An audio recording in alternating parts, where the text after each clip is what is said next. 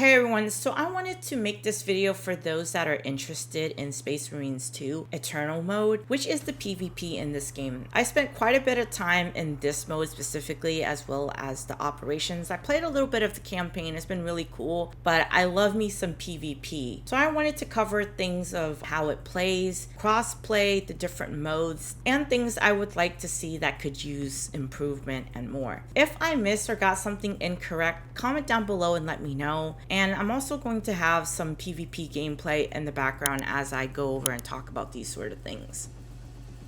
There is crossplay in this game, so you can join up with friends in the campaign or operations regardless of what platform they're on, except for the Eternal mode, unfortunately. If I'm on PC, I can't matchmake with those on the PS5 or Xbox. I don't know if that's something that could possibly change in the future. Space Marine 2's crossplay is on by default, but you can turn this off manually under the game tab of the settings menu. The only way you can actually change this is at the main menu, so if you're already loaded into one of the 3 game modes, then you're not able to. Right now for the Eternal War, and I don't think that this is going to be changing. It'd be cool if it was. But at the moment, console players on Xbox Series X and PS5 can be matched up during PvP, whereas the matchmaking for PC is entirely separate. PC players can't play with console players. At the moment, you can only invite 2 other friends to party up with you to join into a match. A match is 6v6, so there's 12 players total. I'm kind of bummed out at the moment that we're not able to. We can only have 2 other friends. It would be nice for us to party up with 5 of our friends and queue up into a game, just like in Call of Duty or other games out there.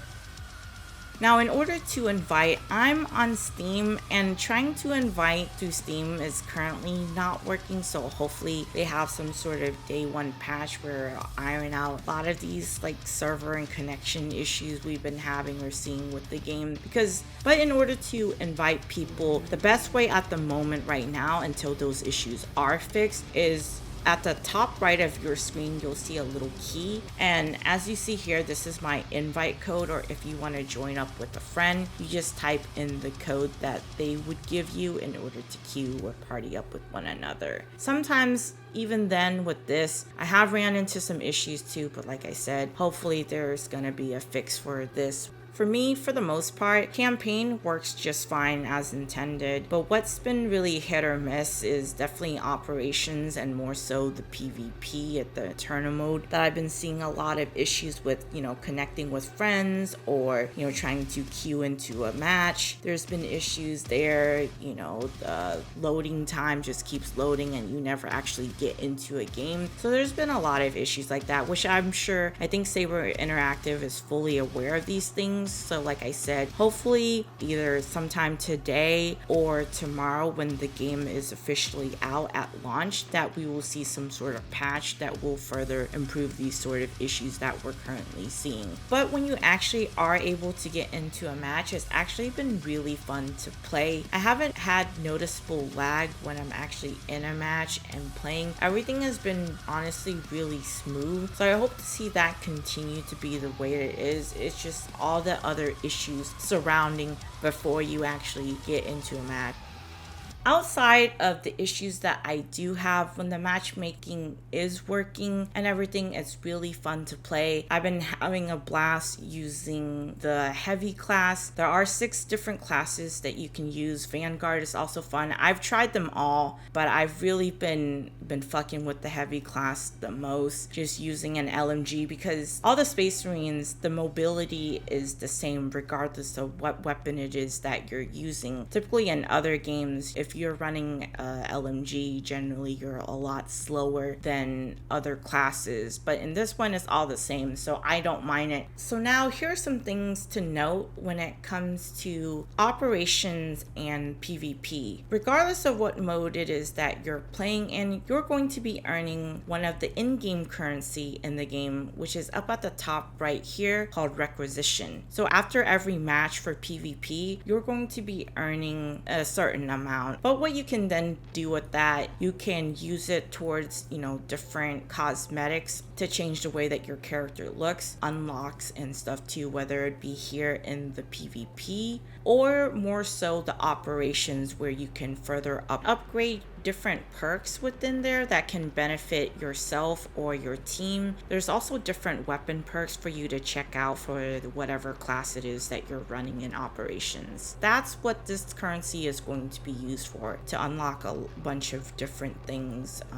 Depending on what mode you're going to be playing, definitely save your requisition. Don't be so quick to spend it, you know, unless you know for sure this is something that you want. Otherwise, you'll find yourself quickly running low on these requisition, and then you got to go and farm for some more in order to have. As you level up too, you can unlock more guns, but the way that it works in this game is the more time you spend on a class, the more access to the different weapons and stuff within it that you'll have. So for its tactical, as you can see, I think I'm only level 2 for this one. Now for the PvP, you have 6 different classes, and all of these have their own different weapons and loadouts that you can use. You can have up to 3 different ones. Also, they have different amount of armor too. Some are more squishier than others, so it's entirely up to you. You know, play and find out what it is that you like. Also too, the progression besides the requisition, as I brought up, is going to be separate between operations and PvP, so that way you don't deal with any sort of issues when it comes to balancing, you know, one is PvE and the other one is PvP. When you queue up for a match and you're in the selection screen for what class you want to, you may notice that there's 2 diamonds under each of the class. This will indicate whether or not if you're able to pick that class. There are 2 diamonds. If they're full, then you'll have to pick something else to play. For tactical, the ability is reveal enemies in the selected area and make them more vulnerable. This is nice, so you kind of aim wherever it is that you want, and it basically reveals within a certain radius if there's any enemies present in that area. Assault, here you have the bolt pistol. This is going to be mainly your melee class here. You have the jump pack, which enables enhanced dashes and powerful jumps, resulting in new combat moves. This class I tried, I really want to use this one, but I just gotta get better using it. So you have your chain sword, your thunder hammer, and your power fist. I got a chance to use that during operations and the campaign, which has been really fun to use, but I gotta get better with learning how to use this class in PvP. Then you have Vanguard, which this is a really fun class to use because it has the grappling hook where you can basically scorpion and get them over here with it, basically, which has been really fun. I've tried all of these, but again, I've really been using heavy probably the most. I started out using the tactical when I was trying to learn the game, but then I've, like, as you can see, I'm like level 3 with my heavy class here. It's been super fun to use. But yeah, all these classes have different weapons that you can unlock once you level them up more. Here is Bulwark. This is another melee class. This restores armor to all squad members in an area of effect. And then the sniper class 2 conceals you until your next attack breaks Camo Cloak. And this one has been pretty fun, although again, I'm not the greatest sniper, but I've been having fun with using all of these different classes. It's just that I've been running heavy a lot because I'm trying to level up this. Y'all let me know, what classes have you been enjoying playing as for those that have early access for the game? And then for heavy, this creates a powerful barrier blocking all range damage, and then you have the heavy bolter, which is an LMG. For the game modes, you have quick match, which will key you into one of these 3, right? And the way that it works is after a match, you're still gonna remain in the same lobbies unless you or the players in that lobby decide to leave. So for Seize Ground, this is basically domination, where you have A, B, and D flags to capture. I didn't know this yesterday when I was live streaming. I was playing the game. I was wondering, we noticed that apparently there was no C flag. Apparently this is based off of the Greek alphabet, which there is no C's. If you do notice that too, that's the reason why, which makes a lot of sense now. But at the time, I was also confused too, because normally it's, you know, Alpha, Beta, Charlie, but there was no C. For capture and control, this is basically your hard point where you and the other team are fighting for one zone. Eventually enough time progresses, you know, moves on to another location. The score for this is 200. I don't remember what exactly it is for the C's ground, but I believe it's also for 200 in order to win, which for both of these modes, the score for what it is fine for the 6v6. Now for Annihilation, this is basically your team deathmatch. This score only goes up to 50. I feel like depending on the way that either team plays, if the team that you're fighting against is really passive, obviously matches can go by a little bit slower, but I feel like maybe they could try bumping this up to 75 and seeing how it goes. I feel like the matches are really short and I would like the score to be bumped up a little bit more. You guys let me know what you think for those that have been able to play the game.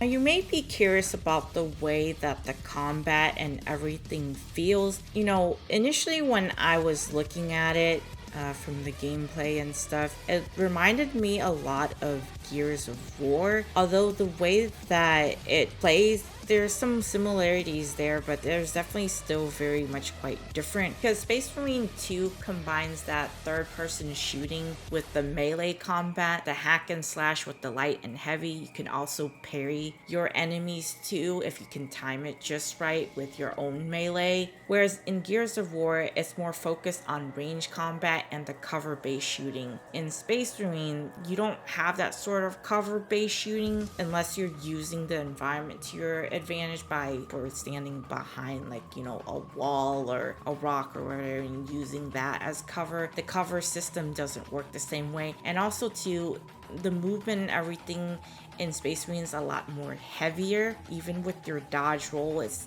not as fast. It feels like a fat roll basically to me. It emphasizes more on like the slow, weighty, and deliberate movement in Space Marines, whereas Gears is definitely like using your cover for survival, and it's all cover to cover base. And Space Marine isn't quite like that. I thought initially the same thing, but the way that it plays and feels, there's, like I said, there are some similarities there, but it's still definitely very different from one another in that regard.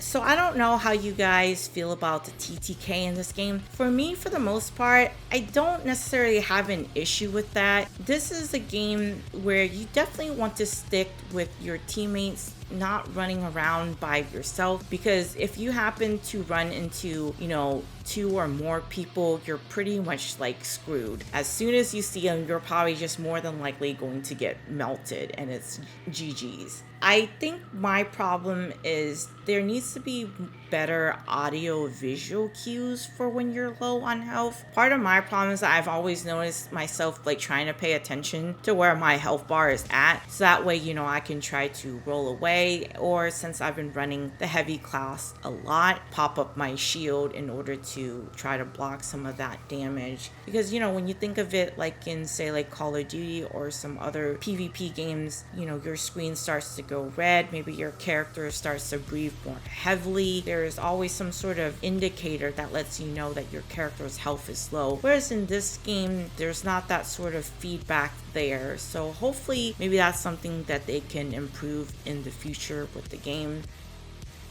Another thing too that can be applied to not only just the PvP, but it's also in the campaign and operations, is that it would have been nice for us to have the ability to shoulder swap. Because as you can see here on screen, I'm going to try and show you examples of this. When we're aiming or targeting or shooting, our character is leaning or facing towards the right, for lack of a better word, where in other situations you can't peek the corner if you're standing on the left side as well. So maybe that's something we could see in the future as a quality of life change that they would add, because it does suck because you can't see all that well on the left side as you do on the right side.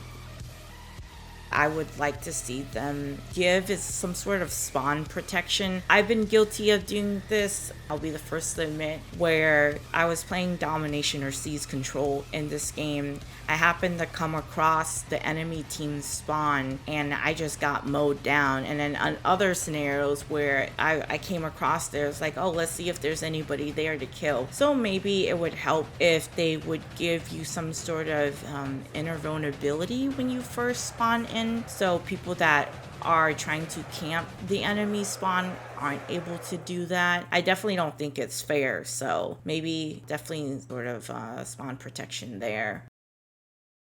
Other things I would like to see: more game modes, more maps. At the moment right now, regardless of what mode it's on, there's only 3 maps currently in the game. I was hoping to see more maps. Call of Duty's beta, for example, has 8 currently, and the game is supposed to launch, I believe, with 16. So it would have been nice had they had more maps for this game instead of it being just 3. Although they do have a content roadmap planned for this. There's supposed to be, a new horde mode, more maps. I'm kind of disappointed that the game isn't going to launch with more maps other than the 3, because that can get pretty old, fairly quickly, right? It would be nice to see if they do add in more game modes, so like bigger ones where you can have maybe like Call of Duty's Ground War be on a much grander scale, and maps obviously made to accommodate the amount of players on the battlefield. I mean, this is set in the 40K universe, right? I'm expecting